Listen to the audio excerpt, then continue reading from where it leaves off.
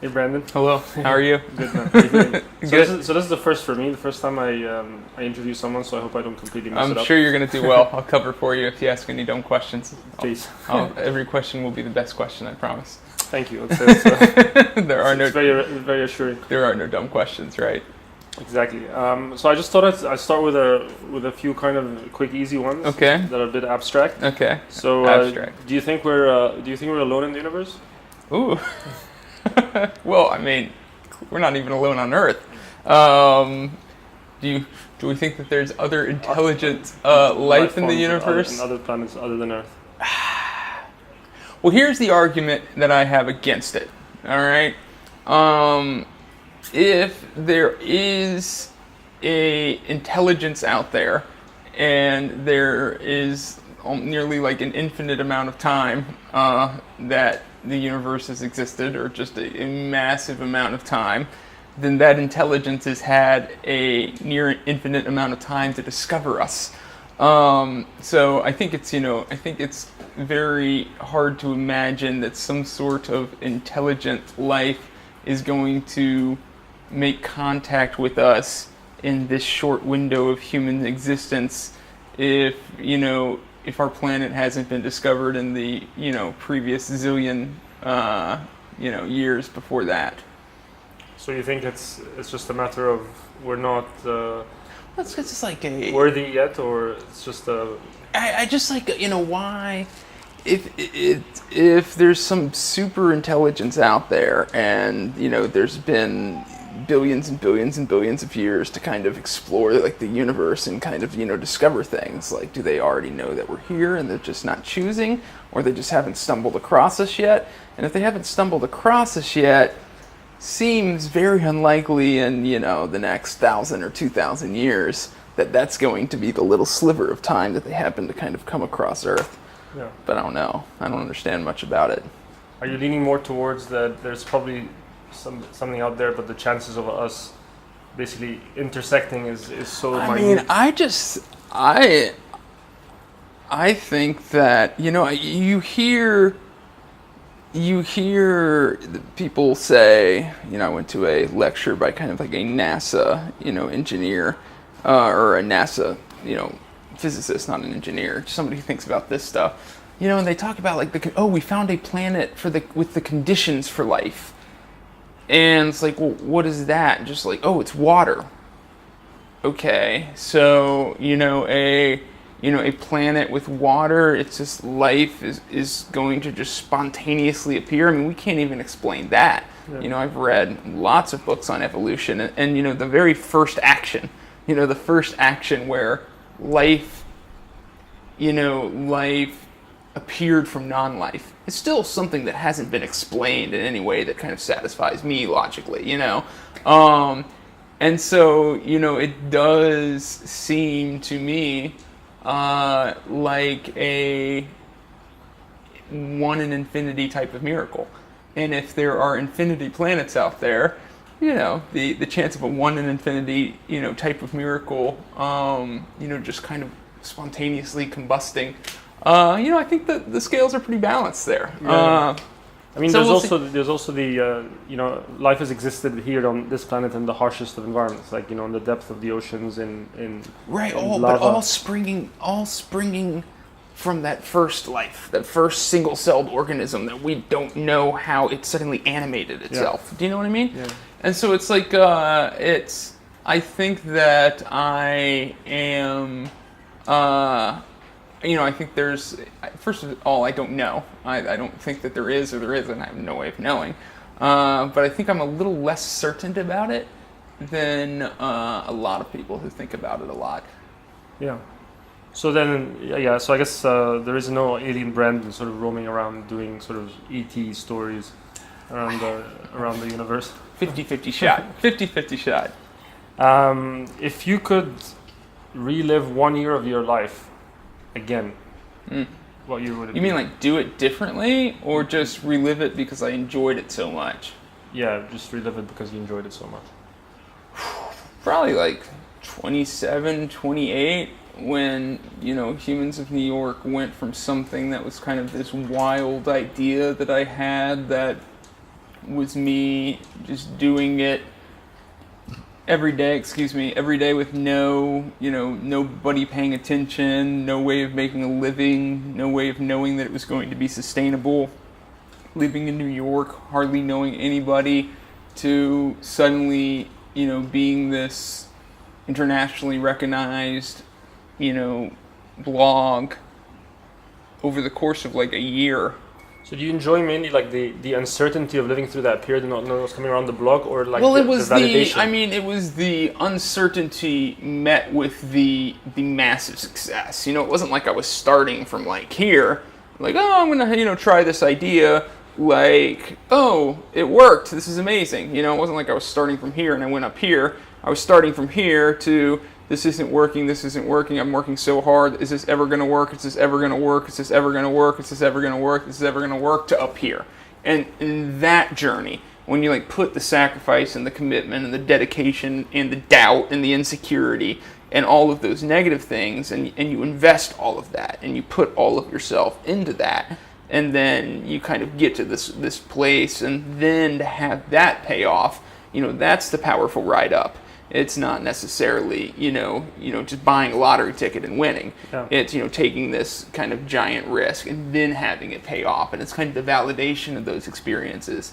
And having those experiences make that, the ride up that much more powerful. Yeah. I mean, when I found out the book was a #1 New York Times bestseller, the very first book I had, and it was completely unexpected. Like, I thought there was no possible chance that it would happen. It was coming out during the holiday season, when all the biggest books come out, and when my agent gave me that book, I literally sat in a parking lot and cried for 2 hours, because it was like the immediate kind of release of all of this stuff down here, which was all of the time spent, all of the risk that I took, all of the uncertainty, all of the doubt.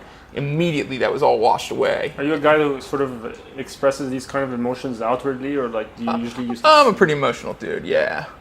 Yeah, I guess you'd have to be doing that kind of. Right? I think so. But do you feel that you need to create like a?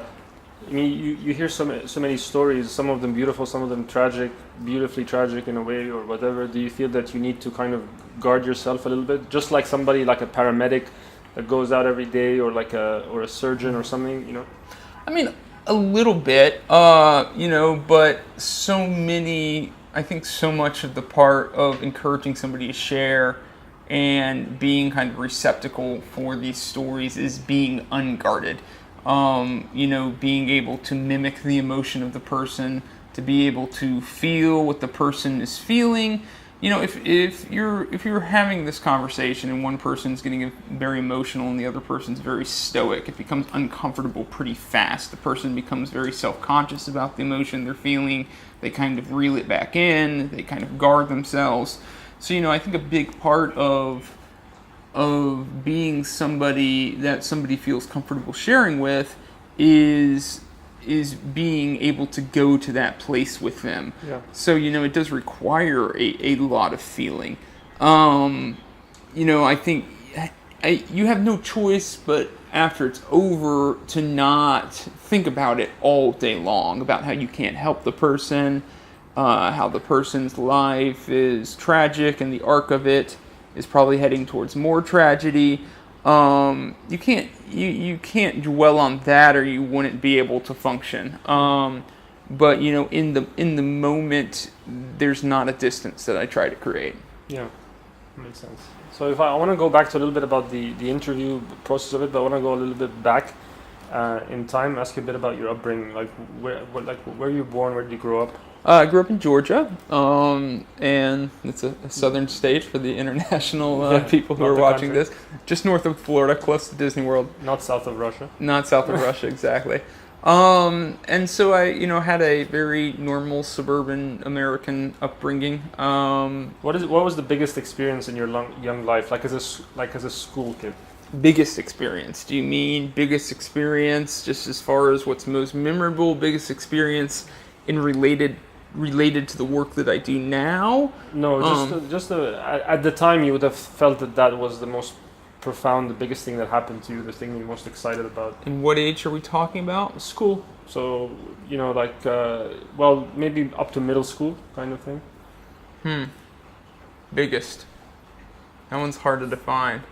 Just define it the way you want, but just something that, you know, that would, at that time, would have been the thing that, you know, would psych you the most in terms of something that you went through or you did, or something that also could sort of colored your upbringing at that time.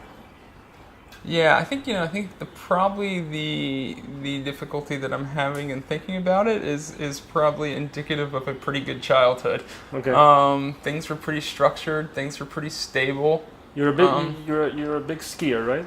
I am a big skier. I was thinking about my ski trips, but I was like, those were enjoyable. But like that, I don't know if they really changed the. I don't know if my dad was a ski instructor, and so I, went to. I went skiing a lot, which was a wonderful part of my childhood. What about is there something from there, like the discipline of it, or like, you sticking to something? Well, for me, I was not a very disciplined skier. I was a big risk taker. My brother was so much better of a skier than me, but I would always ski the double black diamonds, and he won it just because, I think my dad would always ski them, and I wanted to do that. So, I was very much of a risk taker on the ski slopes, but I wasn't that great. I mean, I got down the hill, but like my brother had that perfect form, and, he had the perfect turns where I'm just kind of, all wild. But I, had the, there's nothing I wouldn't ski. Yeah. And what about if you move a bit forward to, let's say, university time? Is there like? Well, that's when the upheaval kind of started. And I think if there was, I guess if there was a kind of arc or a trend in my childhood, it was kind of the stability and the structure and, things being very good and normal. And then there being kind of an upheaval. Is that internal? Upheaval? Well, I mean, both. I think internal leading to external. There was a, upheaval around 15, 16, probably to the age of 22, involving a lot of drug use, not doing well in school, eventually flunking out of school, not having much direction. Like the drug use, is that more kind of recreational, or do you feel like it sort of got out of... It depends. Definitely felt recreational at the time. Looking back, it was probably pretty excessive. Luckily, it never, got so bad that I needed to go to rehab or anything. I was able to bring myself out of it. But I was very much kind of like you, very much an explorer, but just of a different variety. I wasn't climbing mountains. I was diving into my brain. Were you like a aloof, like an outgoing kind of person? I was very outgoing. I was like always class president for like all 4 years, student council, stuff like that of my high school. So I was very much very social. You think that part of your life is like more subdued now? We've known each other for a few years. I get the feeling that you're more of a sort of a quiet sort of... I did. Well, I always had that part in me. I think that I embraced that more once I started kind of withdrawing. I think the drugs were just kind of a lot of marijuana. Still smoke a little marijuana. There's nothing wrong with that. Lots of psychedelics at the time. I think that was a lot of me just kind of trying to figure things out. What are the different layers of experience this world has to offer? What are the different perspectives? What are the different layers of thinking? And so, it was the introversion. I think that's probably a reflection of kind of the turn towards introversion, because I've always been a thinker. There was a sense of like trying to figure out your place in the world, trying to figure out what is truth, in the most cheesy kind of the corny way of saying it. It's just like, what is the foundation of all of this? What are first principles, Yeah. Like going back to the talk about, the aliens or whatever, what was the first action? What was the first thing that turned, non-life into life, And then it's like, oh, well, the amoeba, yeah, but before that, and then before that, like, what was the first thing that animated? And that's just one kind of like reflection of it. But if there is some sort of first animation, does that mean there's truth? If there is truth, does that mean there's meaning? If there is meaning, is there something that we're supposed to be doing that's not necessarily going to school and doing your homework and getting a job? And if there is, I should probably figure it out now and not when I'm 50 years old, so I have time to do something about it and I don't go down that path. So instead of going down the path, I'm going to take many steps back. I'm going to do a lot of drugs, and I'm going to think about it. Okay. And it was like a solid. Do you feel like it was a sort of a solitary path at the time, or it was just that everyone was kind pretty of solitary? My friends all did drugs too, but I very much like to be alone. Even when I was with people and we were doing drugs, I would walk away to think about things. What were you studying at the time at university? It was business. Like, that was part of the problem too. And that was just like practicality play. Yeah. Because I didn't know, and it's just like, I had this part of me that was like thinking and kind of going very deep over here, and then there's the part of me that was just kind of slowly trudging forward, kind of along the path that I thought that I was going to be taking, that would provide some security, while I explored these other things. But eventually this just kind of overpowered this, and I went too far this way too. It's not like I think that this is like the right path that everyone should do, which is like tune out of the world and plug into your head and try to figure things out. There's a balance and a dialectic to everything, and there is a place for this, but there is also a place place for engaging with the world. And, I went very far in this direction. And, I think hopefully I've come to kind of a place where there still is a bit of this, but, so much of my later success and so much of my forward movement and, so much of, what I was able to accomplish was coming back from that place and engaging with the world again. Yeah. So what was your first job like out of university? Bond trader. Like straight out of university? Yeah. Well, I flunked out of school. I was studying business, and I went back. And then when I flunked out of school is when I really kind of started re-engaging with the world and moving forward again, because I knew that I was going to have to if I was going to have any sort of quality of life. So I started reading a lot of nonfiction, started educating myself, because instead of going to class and educating myself, I was doing a lot of drugs and thinking about a lot of things. So I started reading a lot of nonfiction books, and the ones that were most interesting to me were history. And so I decided to go back to school and study history, since I was reading a ton of that anyways. And I thought that would be pretty easy for me, which it was. And so I went back to school and made very good grades and graduated, but then I had a history degree and I still wasn't sure exactly what I was going to do. So you finished the history degree? Yes. And then you went, so I mean, do you have a sort of an innate love for low-risk asset classes, and that's what you decided to be a bond trader? Low-risk asset classes? No. What happened was, in my senior year of college, it was when Barack Obama, it was 2008, and it was when Barack Obama was running for the first time, and he was in the primaries, and I was reading a lot about that, and based on the reading I was doing, I was sure that he was going to win the primary, and so I took out $5,000 in student loans, and I bet it on Barack Obama to win the primary. And I didn't make a ton of money. It was just like, because he was already favored, so it was just like a return on the money. But anyways, I was telling that story to my friend, who was a bond trader in Chicago, and he, from that story, determined that I would be a good bond trader and said I could get you an interview with my boss. And at that time, I didn't know what else I would be doing, and it seemed very lucrative. And so... So you did that for how many years? 2. Okay. Yeah. That was a very swift... I actually worked in bonds.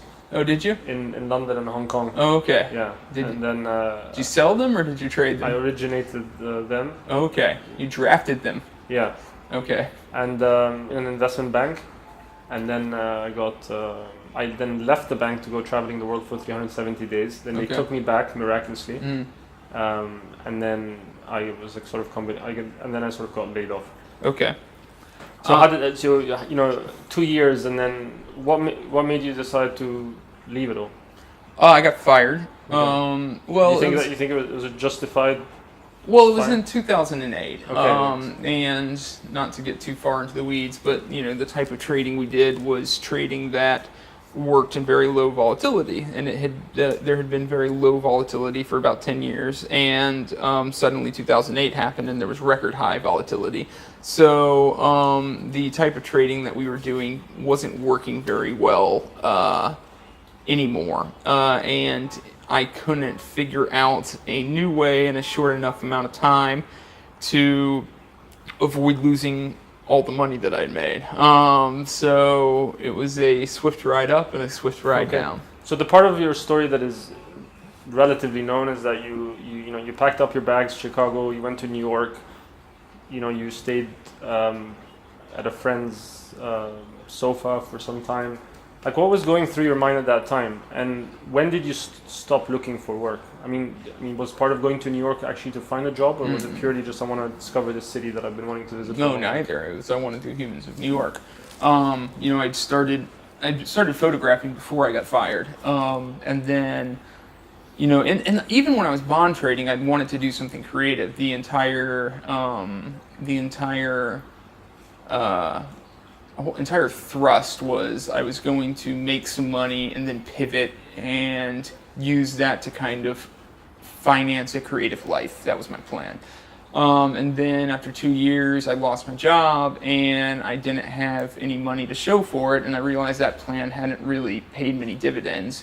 And so I decided that I'm just going to try to do something creative now. I had been photographing for a few months as a hobby, and I really enjoyed it. I was starting to take pictures of people on the street, and I thought that I kind of had a knack for that. I was good at kind of stopping people, which can be an intimidating thing to do.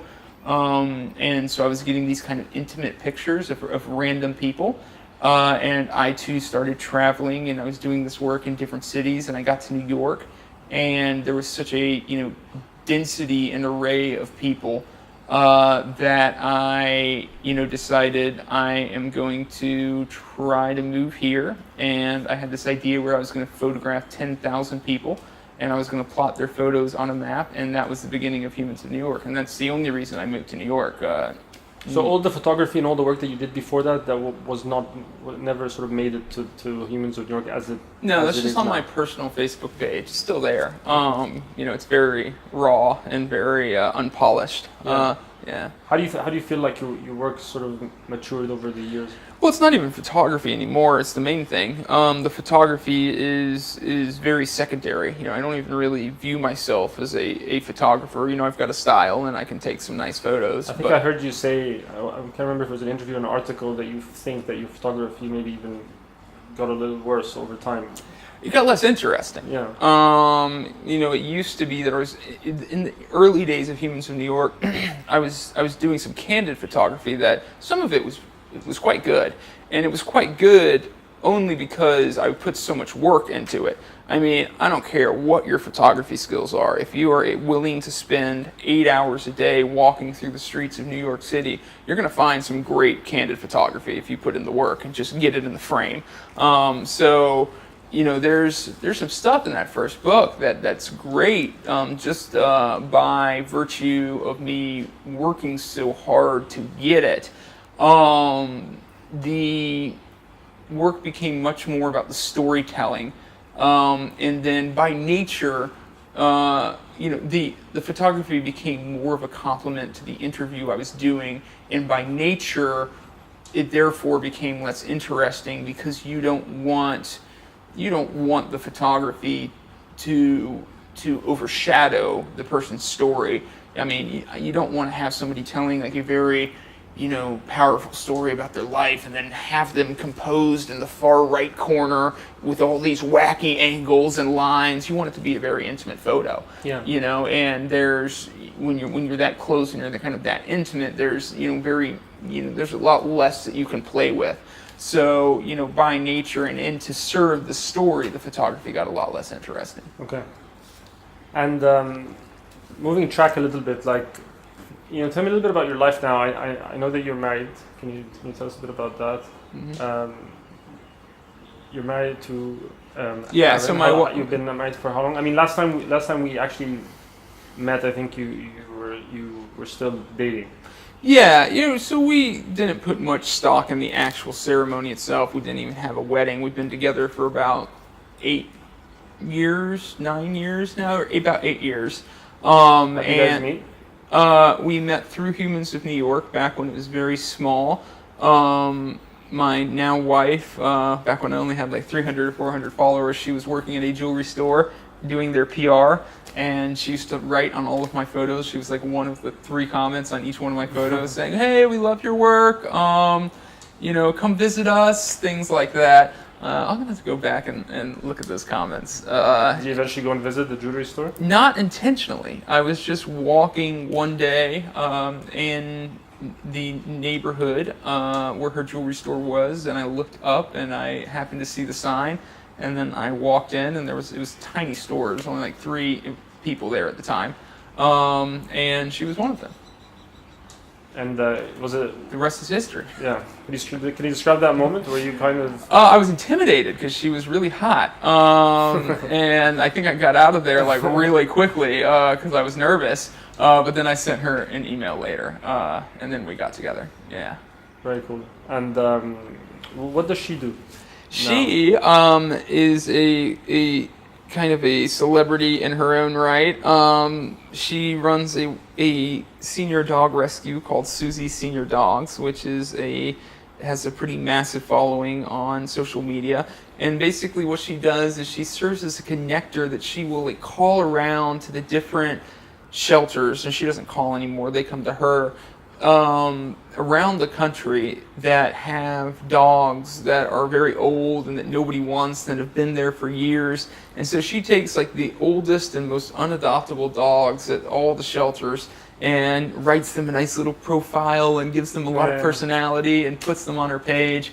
And every single one of these dogs gets adopted. She has adopted thousands of dogs that otherwise would still be in the shelter. And of course, you guys get to keep some as well, right? Yes. Well, we get our pick of the litter. I remember the last so to speak. And pick of the litter means a 15-year-old Chihuahua in diapers and a 10-year-old pit bull with memory masses all over. But we get to pick the ones we love the most. I remember when I came to your apartment, I think we walked 2 dogs, which I think had a combined 3 teeth. And I heard the you cutest thing. Yeah, I heard that was your description of my dogs. I got a kick out of that. That's really cool. What about? I know that you have a baby now. Yes, her name is Savannah. Is that inspired by a trip to Africa, or? No, we just thought it sounded sweet. We want a sweet daughter, and it sounded like a sweet name. That's really cool. And do you miss her when you're out on? I mean, how's that changed things?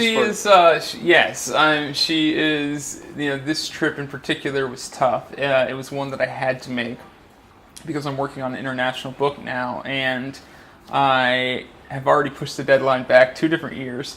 So I need to finish it, and it requires, I've been to about 5 or 6 countries in Africa, but I haven't been to enough. So I needed to go to another 5 or 6 more, and I wanted to get that out of the way while she was still as young as possible. because she's still kind of at the point where she I don't think she even recognizes me. But it is hard because I'm technically missing half of her life so far. Yeah. But luckily my wife is very good at documenting, so I'm getting many updates every single day. So it kind of factors a little bit into your decision making, or you feel that it's something that you and I'm sure want to make room for. Well, yeah, and I'm sure it's going to factor more and more and more as she gets older. Yeah.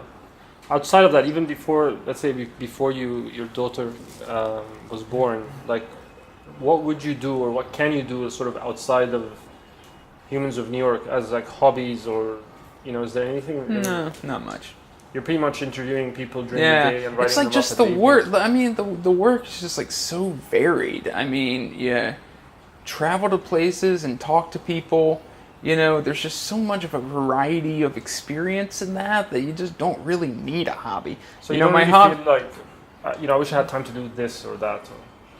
I mean, sometimes, but it's not like, I was just writing something this morning on my Patreon page about how, like, for example, I'm in Egypt right now, and, I can only, because I've got to go to Ghana, then Nigeria, then Rwanda, then South Africa, I can only be here for a very short amount of time, and I have to spend that time working because I'm in each country for such a small amount of time that if I take a day off, then that's 20% less photos. And you want to cover one country as much as you can. And whenever I go to these countries, people are like, oh, you need to go see this. The most beautiful beach is an hour that way. The most beautiful mountain you've ever seen is 2 hours that way. And so I never really have time to kind of just absorb, I guess, kind of the natural beauty of places. Because the work is so intensive.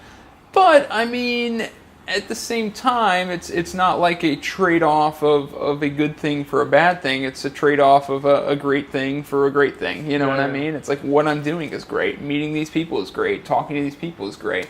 And there's enough of variety in the work and variety in the experience. I mean, my mandate is just talk to people, learn their stories. I mean, there's just an endless amount of variety of the ways and places that you can do that. So, I mean, I just don't feel the need for a hobby because I get so much nourishment and enjoyment out of the work. I enjoy going to the gym. I enjoy hanging out with my wife and my dogs, and I enjoy hanging out with my friends. I like to watch a little Netflix. That's about it. Any shows that you like? Lots of shows that I like. I'm a sucker for the obvious ones. Breaking Bad was a fantastic journey, a novelistic journey. Game of Thrones, Better Call Saul.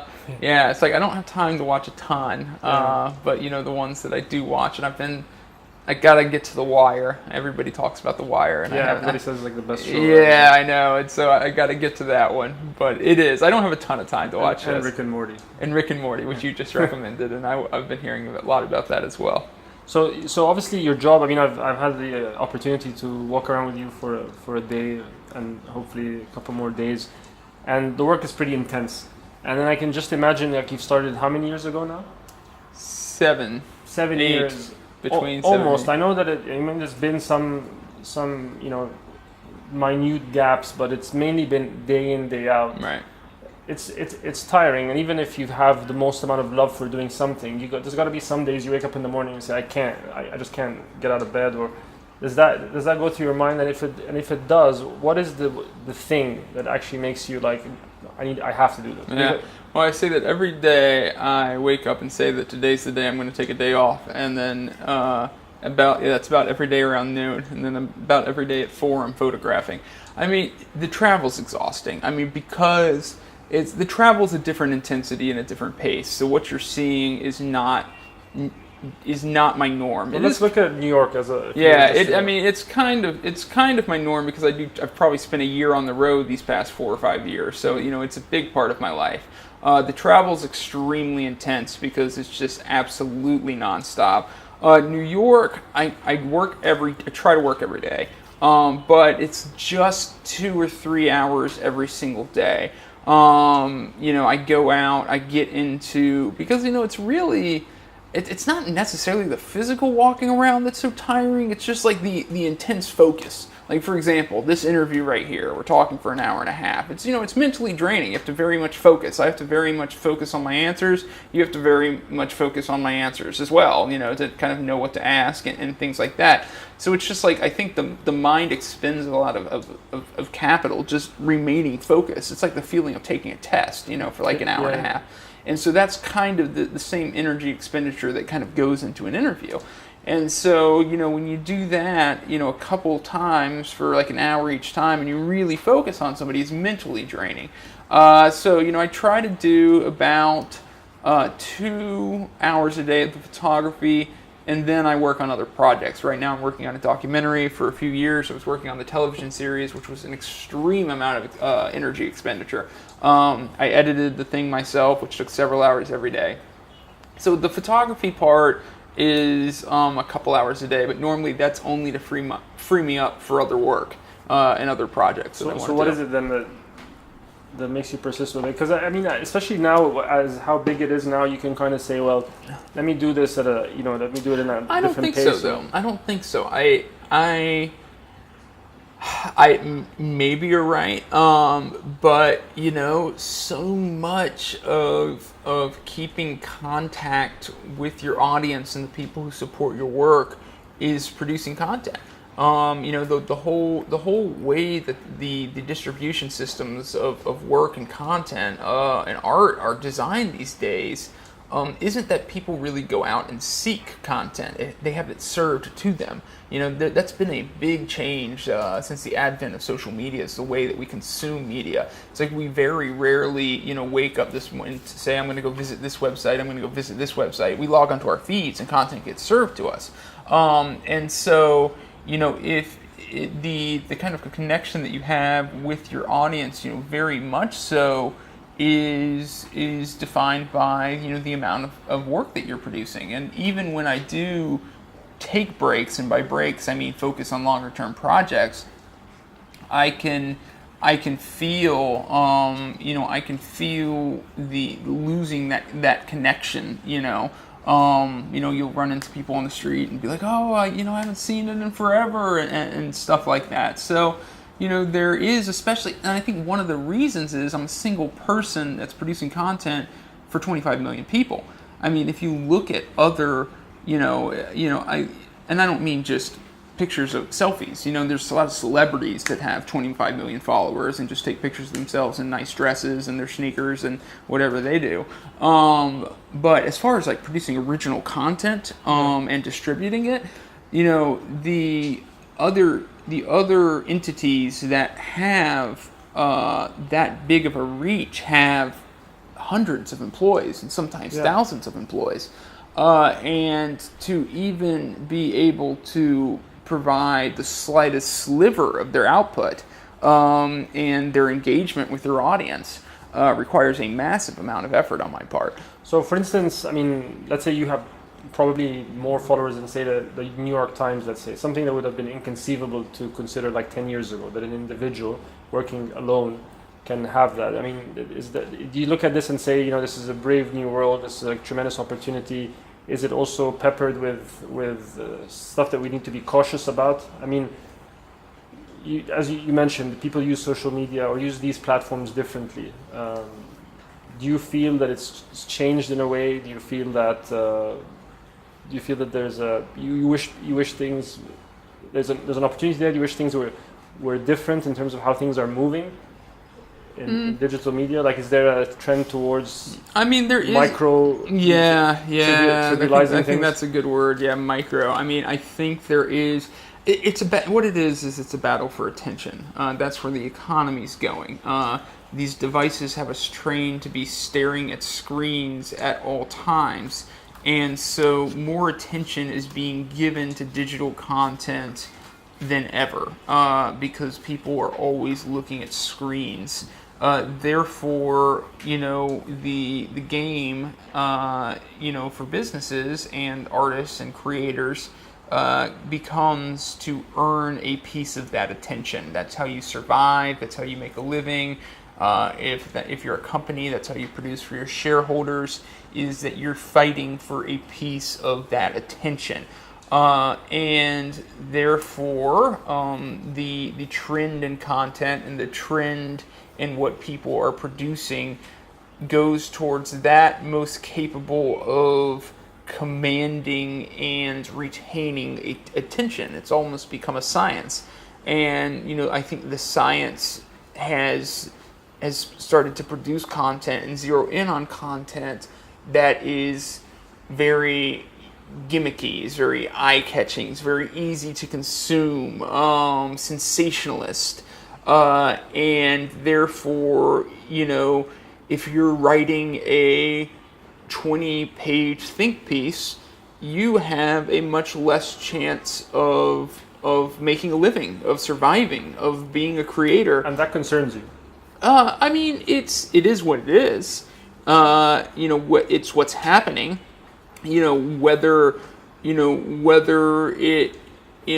it's concerning or a good thing or a bad thing. Do you think it's a zero-sum is a winner that comes out of this? Is content's either going to go that way or that way, or there's always going to be a need for? Well, I think there's going to be fluctuations too. This is the point where we're at time. I imagine and I kind of hope that there's going to be and a lot of Humans of New York's benefited from that a lot. Yes, there is a massive amount of work that goes into creating these stories, and I think I've tried to hit a sweet spot where, I've tried to create work within that framework that also requires an immense amount of thought and effort to produce, and therefore I hope it carries a weight and a nuance that is absent in a lot of content, that of that length. So, in a lot of ways, Humans of New York has benefited from the trend because it is easy to consume compared to a 100-page article or a 1,000-page book. And then there are other things coming up that take 5 seconds to consume or 10 seconds to consume and are overly sentimental or it's all a spectrum. And I'm sure there are people who are very academic writers that speak about Humans of New York in ways that we might speak about content that seems even easier to consume.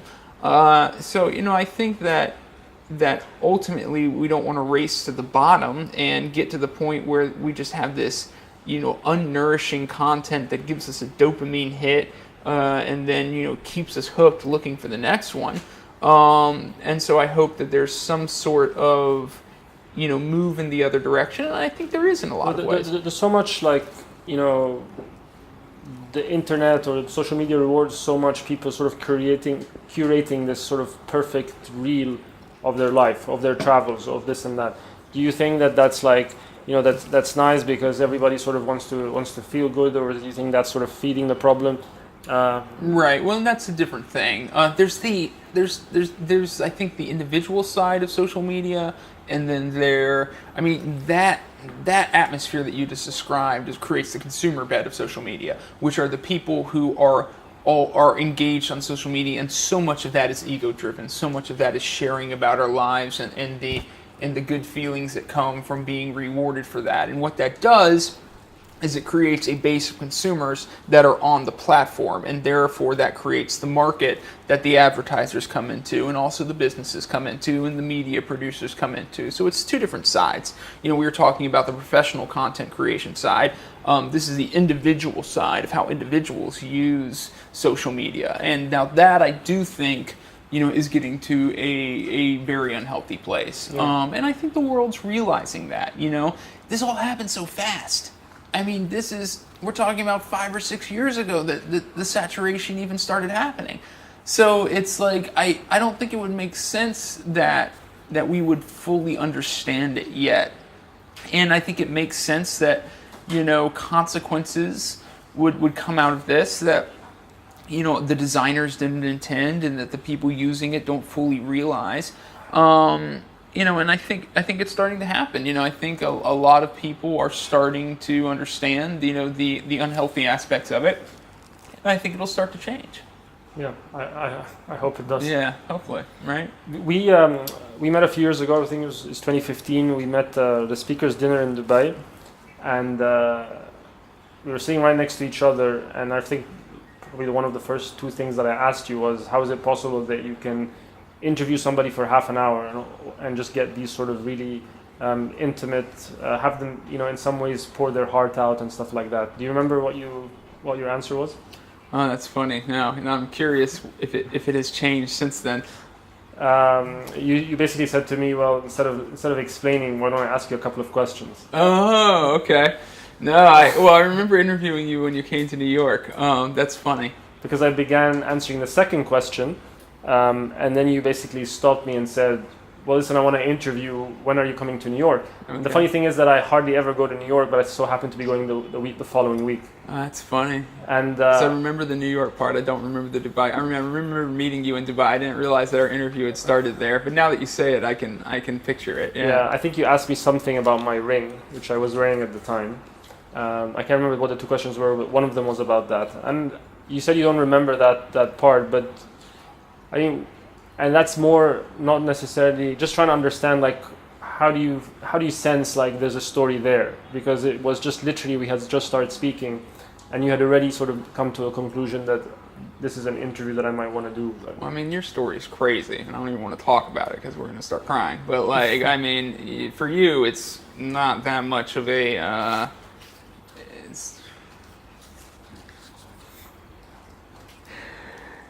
Oh man.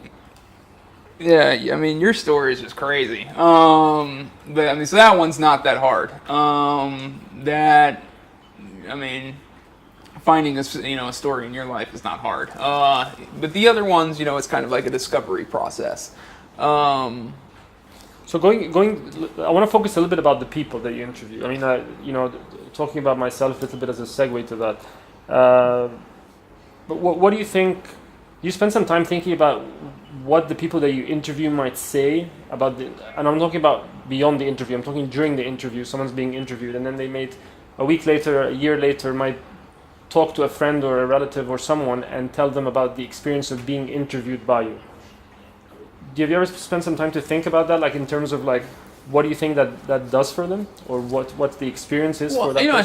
I think it's good and intimidating. I think the interview itself in isolation is very therapeutic because you talk about things that a lot of people don't talk about. I don't think some people, whether because the world is so busy or their life is so busy, they don't really have time to self-reflect, or things really or it's painful to self-reflect.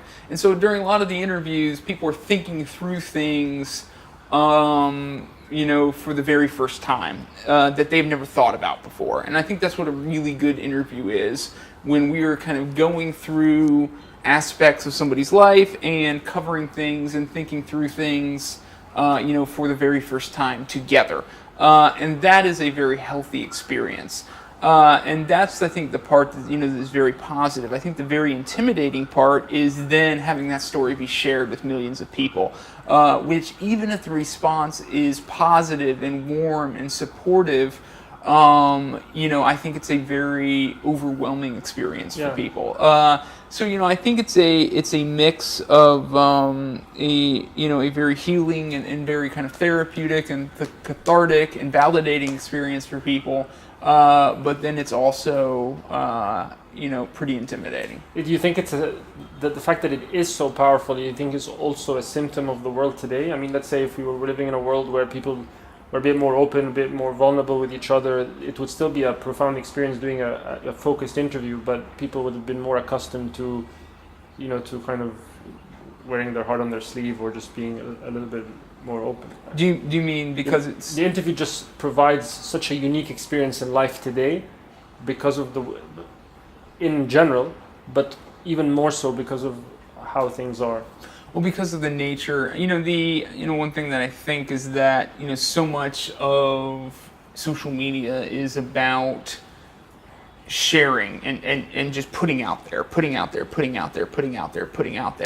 that I think that they're, one thing that there's kind of a dearth of, or one thing that there's kind of a need for, is this kind of intense listening and this intense focus. And I think that's what's kind of rare. I don't think people are used to, unless you're a celebrity, unless you're a public figure, having somebody kind of intensely focus on your life. Yeah. And so I think what the interviews represent, for people in a way that's kind of most nourishing, is having somebody, have that sort of intense focus on your experience for an hour at a time. Yeah, I think for me, being also a public speaker, the problem wasn't so much communicating it. It was communicating it to essentially a stranger, but having gone through a traumatic experience that I'd only told, let's say, 5 people about. Right. There is obviously what you mentioned about. I remember doing the interview in the evening. We had lunch the next day, and then I went swiftly to the airport after. And at the time, you had, because you did five posts. Yeah. The first 2 had come out, and they were sort of more about my climbing and stuff like that. Yeah. And then I got onto a plane. Yeah.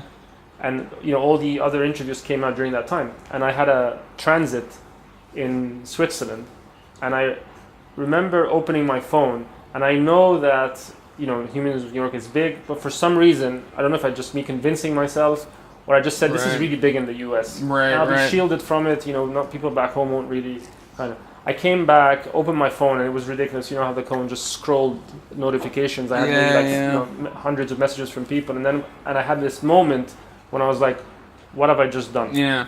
And I freaked out. And I actually had to walk to an empty corner in the airport to sit with myself and just be like, was this the right decision? Right. And I quickly realized this was the right thing, but it's something that I had to go through.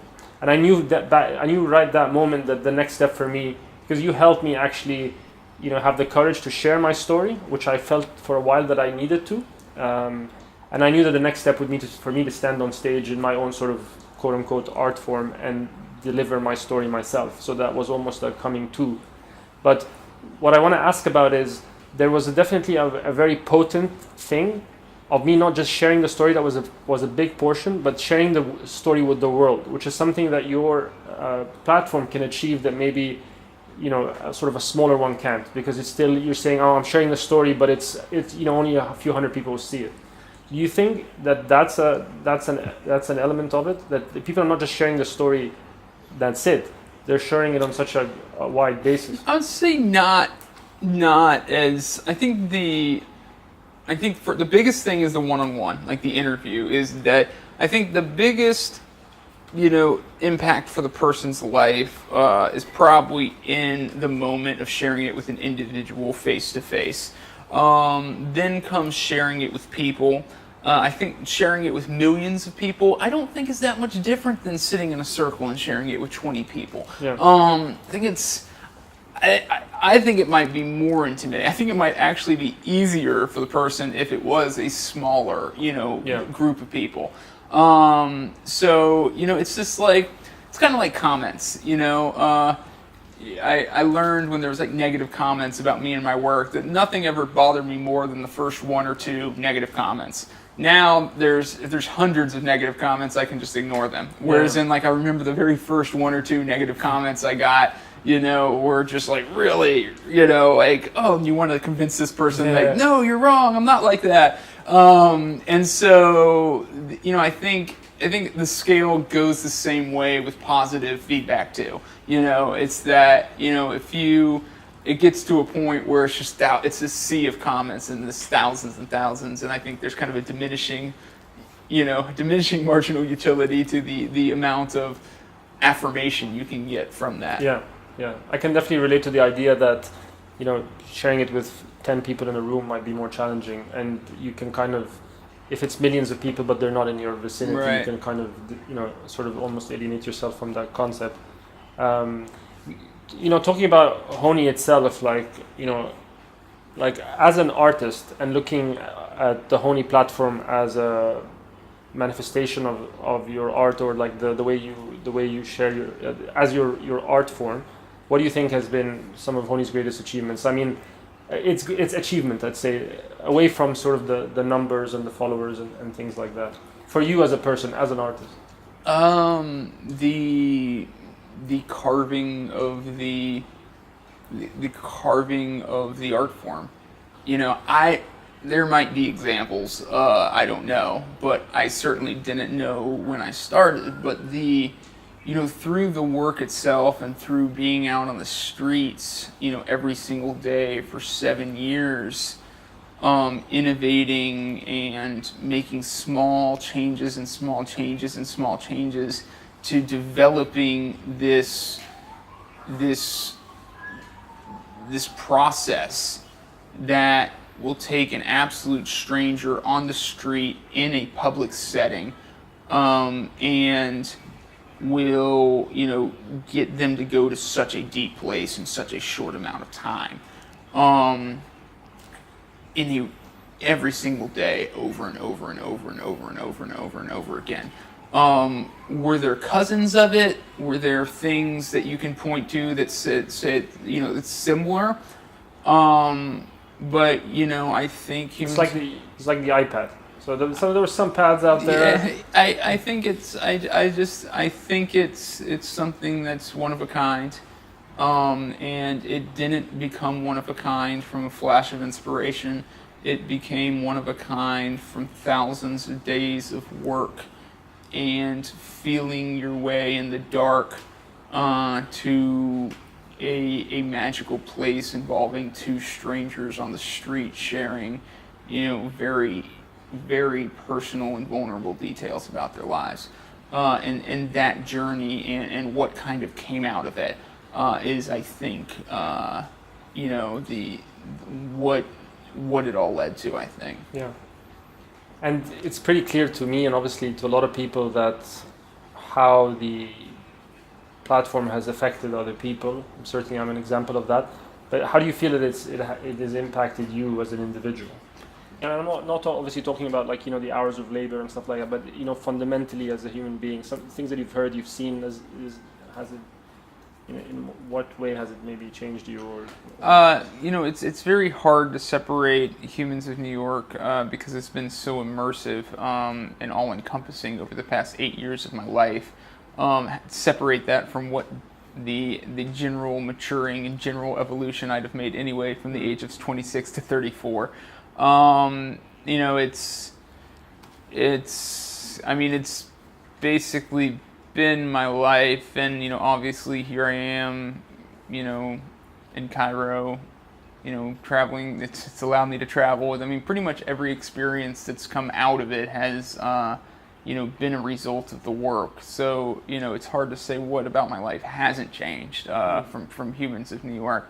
But again, I think probably the biggest thing is, going back to the last question, is just the coming from a place of taking pictures from across the street of people without them knowing, to walking up to people with the expectation that absolute strangers in conservative neighborhoods in Middle Eastern countries wearing hijabs, speaking to them through an interpreter, introducing myself with the expectation that in 10 or 15 minutes we'll be talking about something that makes them very emotional and that they haven't shared with anybody. That journey has been a powerful one. So it has been a powerful journey for you, but in what way though? Seeing that humanity in people? Learning you get taught to fear strangers. You get taught that, people, you shouldn't talk to, you shouldn't go to this neighborhood, you shouldn't go to that neighborhood, you shouldn't go to this country. Here, everywhere I go, didn't you say it that you don't know if this is going to work here?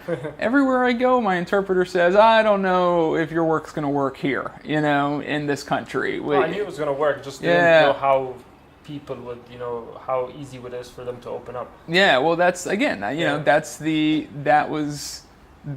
thought everywhere, is you think that you're not going to be able to get a stranger to tell you personal details about their lives, and it's just not true. And it's also because we're so consumed with our lives. We're so, we've all lost the we don't really listen to people as much or take the time. And for me, one of the telling things was one of the day that I was walking in the streets with you we just happened to be walking in the street where my grandmother's building is there, and I was kind of like, hope he just doesn't pick anybody in that building. And then just as I was thinking that, you were like, boom, this guy.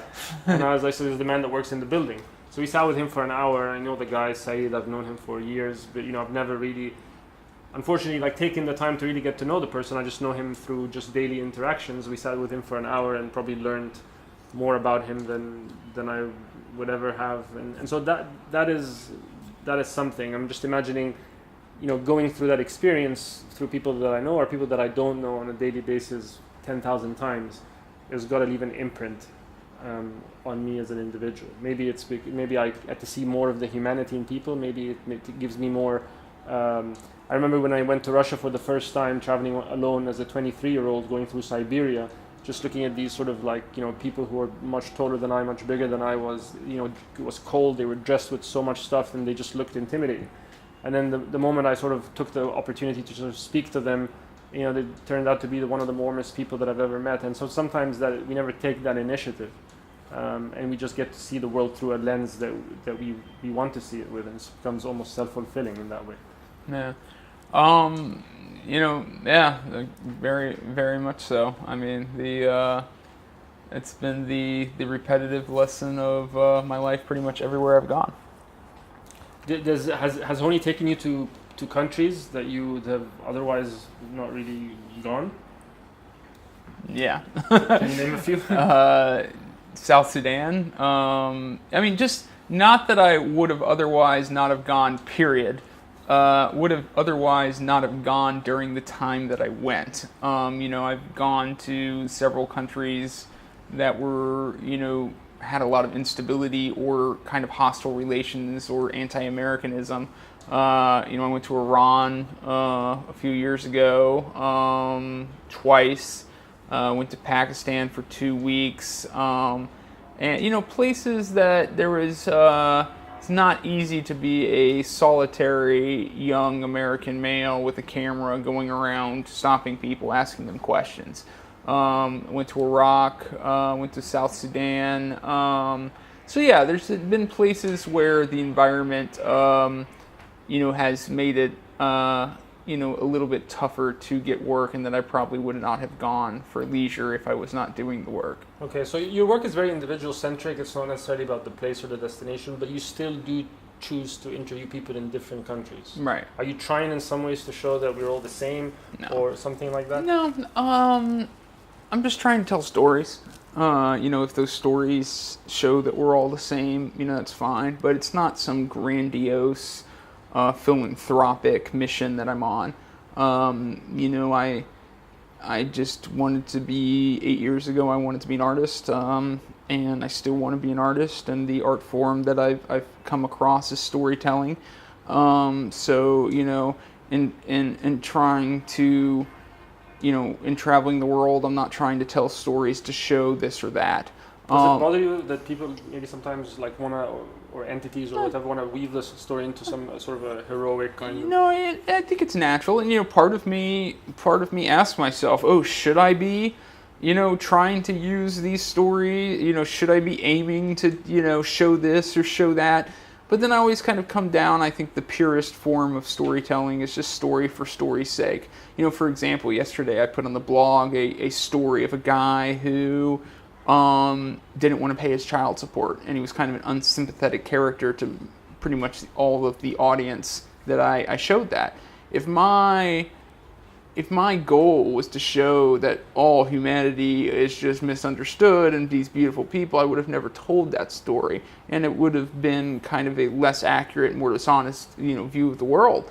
But because I'm just aiming to tell the stories that I hear just to tell them, I can share stories like that. Would you ever feel a sense of, maybe guilt is the wrong word, but let's say that example that you just highlighted, maybe thinking that this person probably has a lot of sort of other more endearing sides to him, but I sure happen to show something that people would unanimously agree is something that isn't so nice. His story was told anonymously, and when people when people tell kind of stories like that, I ask people, I give them an opportunity to tell, their biggest struggle or the things that is concerning on them or weighing on them the most.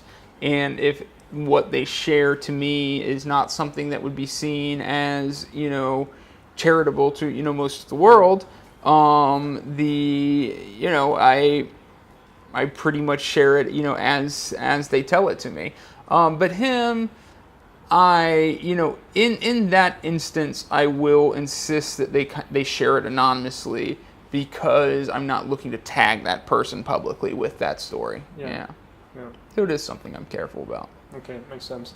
And you said that you've been to a few countries in the MENA region. As people from this part of the world, we feel that sometimes a lot of these countries will get lumped into one big sort of mesh.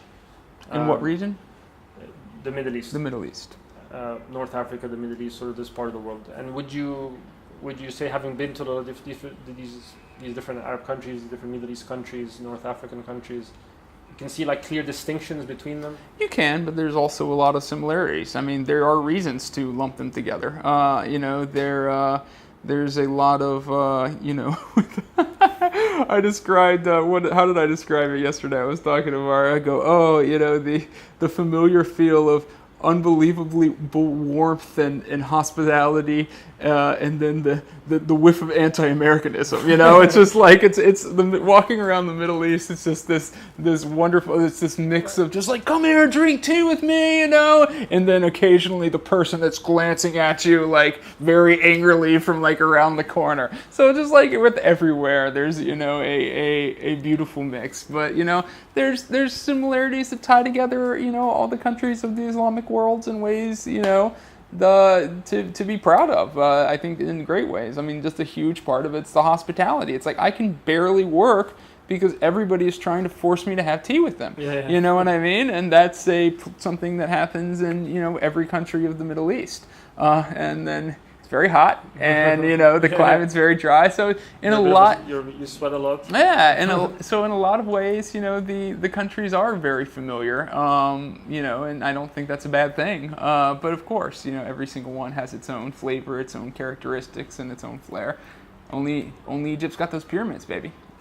So we're not gonna see a HONY interview with a Sphinx as the backdrop or something? No, so disappointing. Yeah, no, I decided I was going to be, I think I kind of take pride in, going to different cities and not showing the obvious thing that everyone else photographs.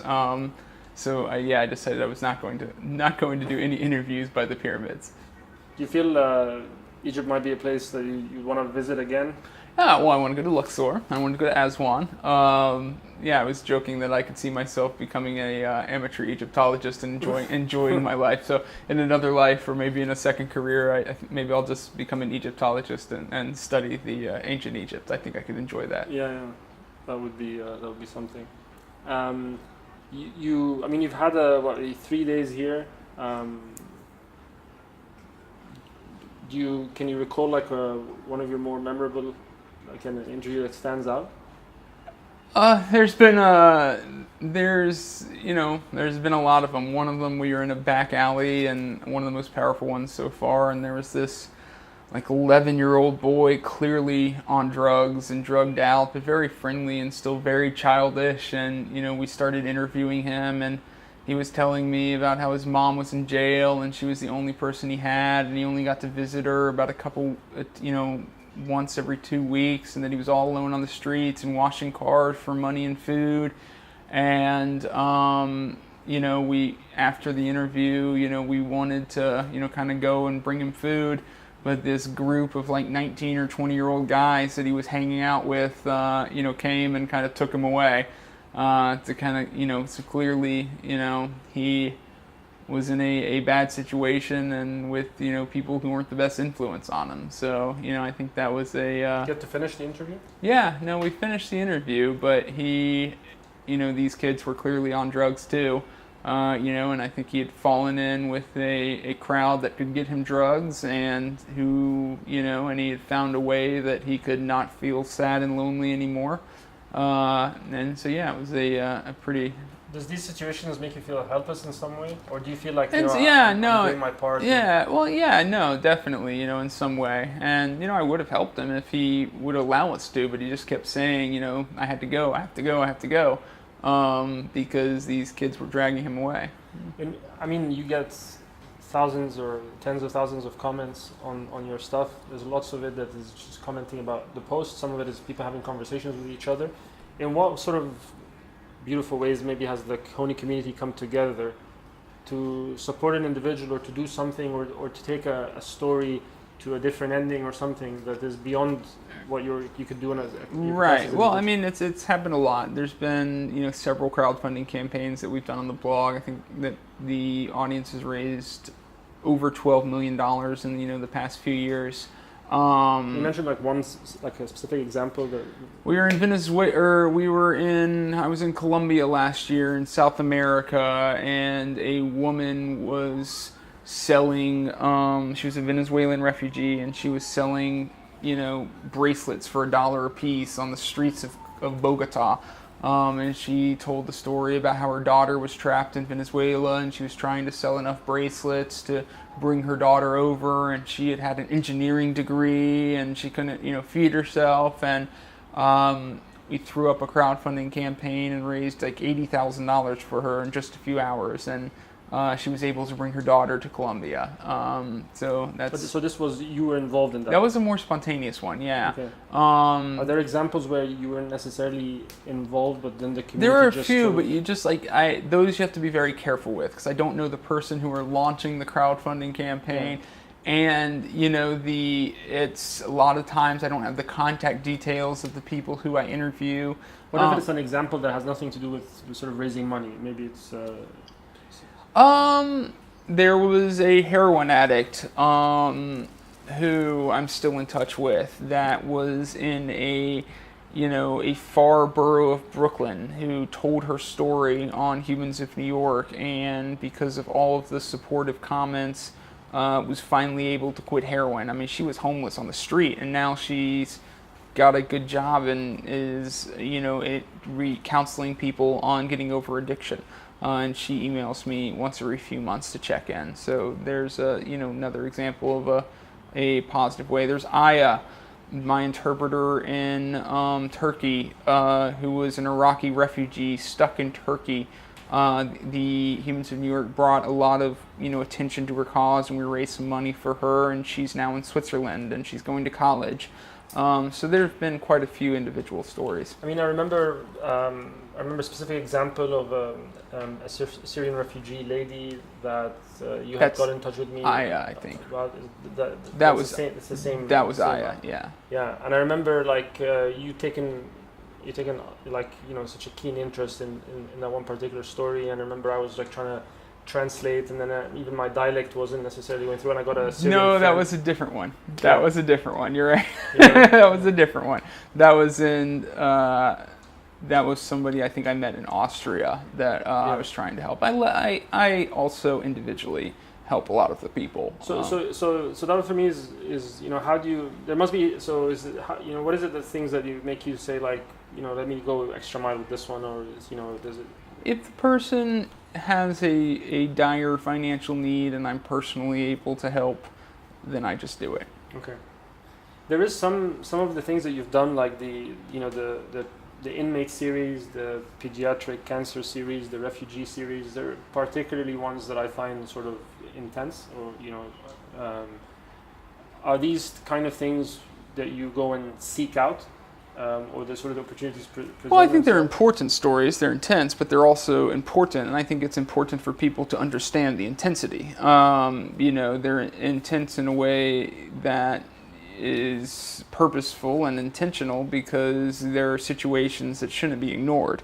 And so, the prisoner series and the refugee stories and the pediatric cancer stories, these are stories that I thought were important to be told. So, yeah, those were ones that I engineered. Okay.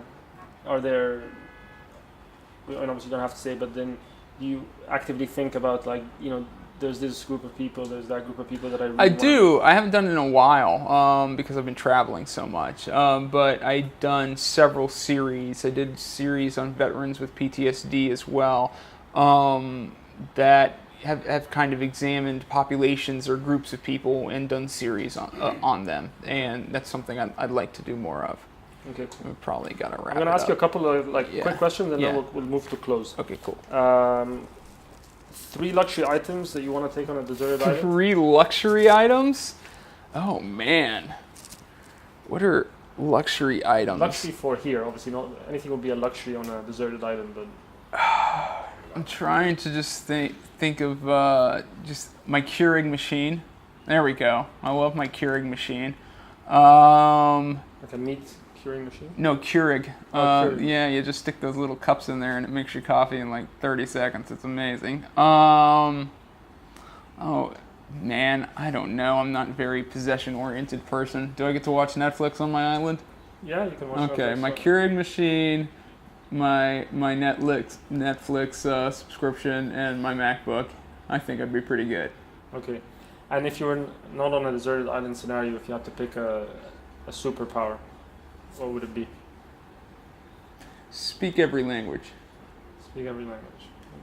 Just to be able to communicate with everybody in their native tongue? That'd be awesome. Yeah. What language would you want?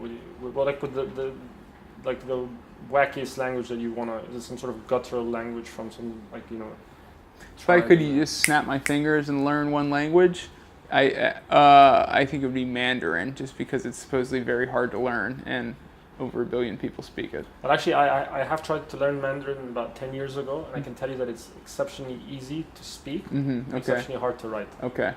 So if you're gonna learn it, don't bother with learning the characters. Right. Okay.